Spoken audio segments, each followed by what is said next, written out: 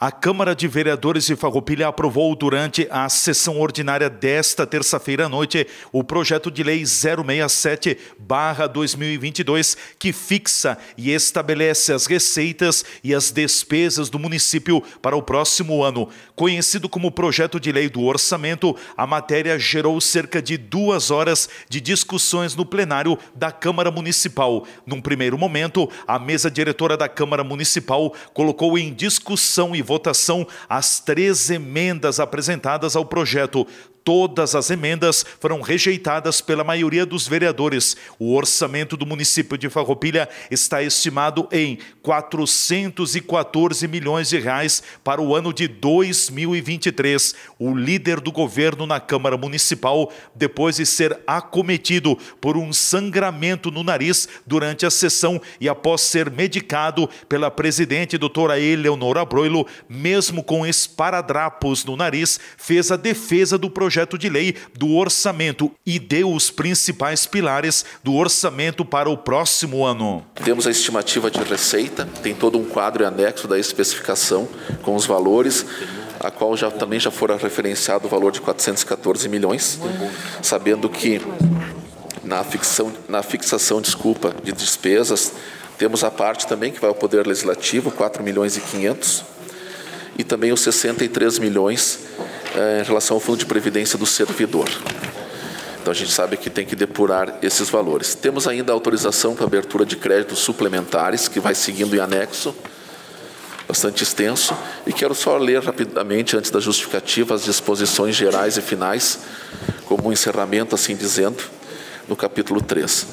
Que a utilização das dotações com origem de recursos provenientes de transferências voluntárias, operações de crédito e alienação de bens fica limitada aos efetivos recursos assegurados, nos termos do artigo 19 da Lei de Diretrizes Orçamentárias para 2023.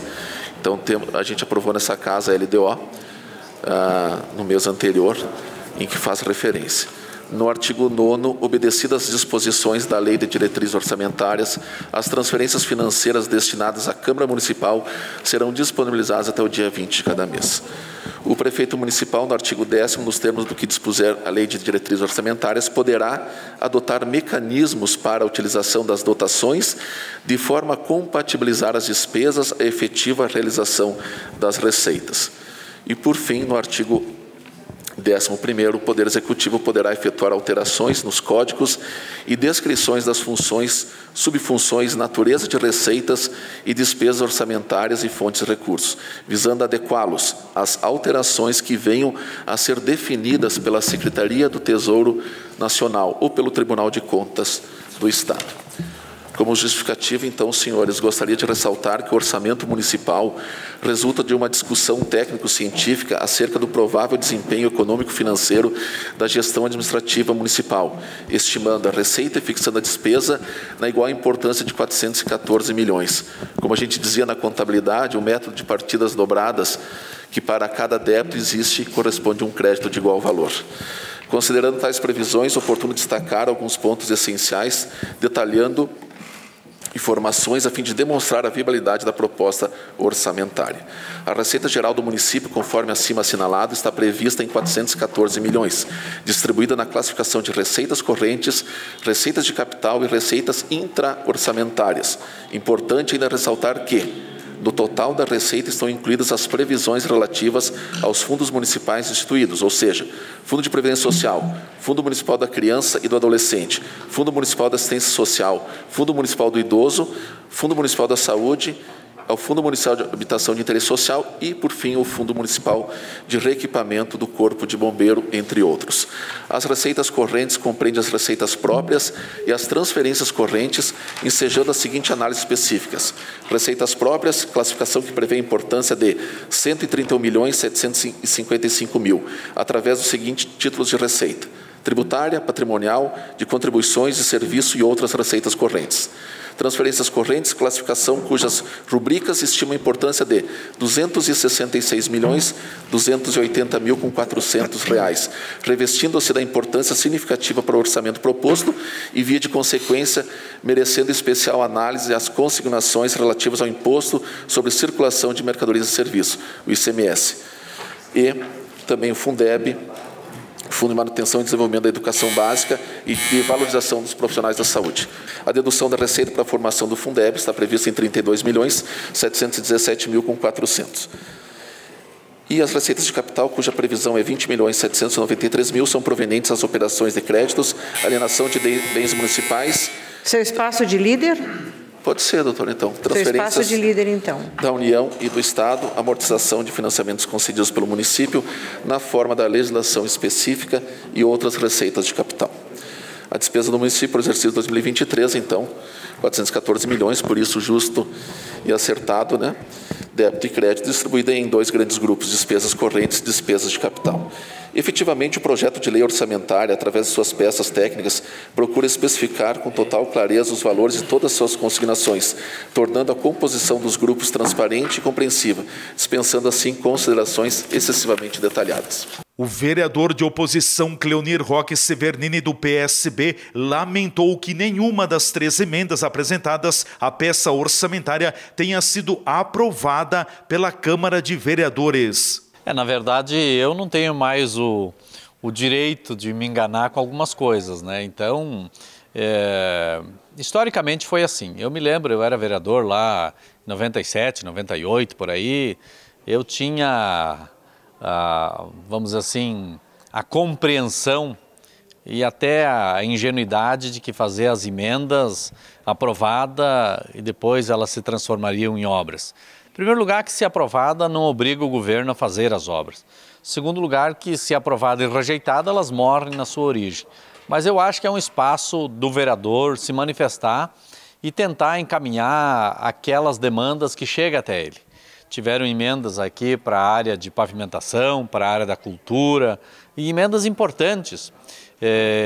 Também teve um requerimento do vereador Juliano para a MAFA, destinando valores em torno de R$600 mil, e com exceção do requerimento da MAFA, que só foi votado e aprovado porque estavam massivamente aqui, a participação dos pais, das crianças, dos profissionais lá da MAFA, os demais foi rejeitado, né? Então, a bancada de situação tem maioria, o governo pede que vote contra e eles atendem o governo e votam contra.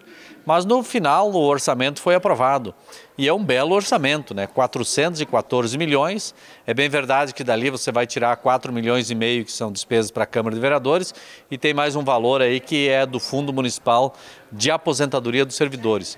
O restante são dinheiros para serem gastos no município. Estranho um pouco que há valores altíssimos para custeio da máquina e pouco valor para investimento. E outra questão também que nos estranha é que tem alguns documentos que nós enviamos antes do orçamento ser elaborado e encaminhado para a Câmara que não estão contemplados no orçamento, como, por exemplo, um pedido que nós fizemos do pagamento de 50% da brita graduada para os agricultores que vão ter os seus asfaltos aí, pelo menos tem a intenção de fazer o asfalto, e que pudesse o município pagar 50% da brita graduada. Outro valor que não está contido ali é a nossa sugestão também para que se crie uma praça sensorial para as pessoas com deficiência no nosso município, especialmente os do espectro autista, né, da MAFA, da FADEV, da ANDEV e também da APAI, que pudesse ser atendido e não está. Também não está atendido aqui o piso dos servidores que são das endemias, da equipe de agentes comunitários e dos agentes de endemias. Então, a gente fez diversas sugestões ao longo do ano e nenhuma delas estão contempladas no orçamento e não se ouve nada por parte do governo municipal. Eu costumo dizer que esse governo municipal está descolado da realidade do município. Está muito no mundo ideal e pouco no mundo real.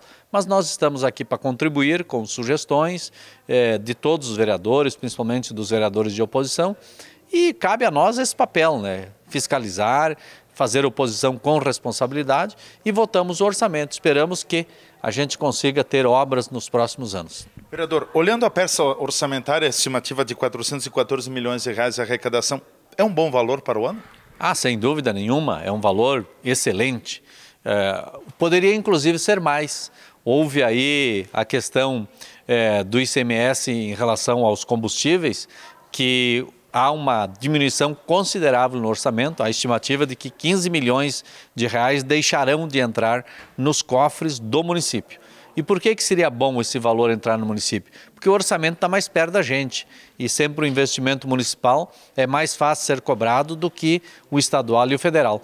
Mas infelizmente isso aí é página virada e a gente tem que conviver com esse outro orçamento. Mas é um orçamento muito bom, um orçamento que dá certamente, e também o prefeito herdou uma boa verba do governo passado, em torno de 25 milhões, e tem um superávit também que está aí para ser investido. E imagino que o prefeito vai começar a fazer alguma obra nesse ano de 2023, porque em 2024 já é eleição.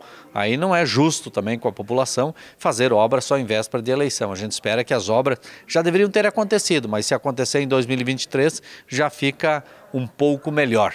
A Câmara de Vereadores tem ainda 2 sessões ordinárias programadas para o ano de 2022. Elas serão realizadas nas próximas segunda e terça-feira. TV Serra Comunidade, repórter Leandro Adamati.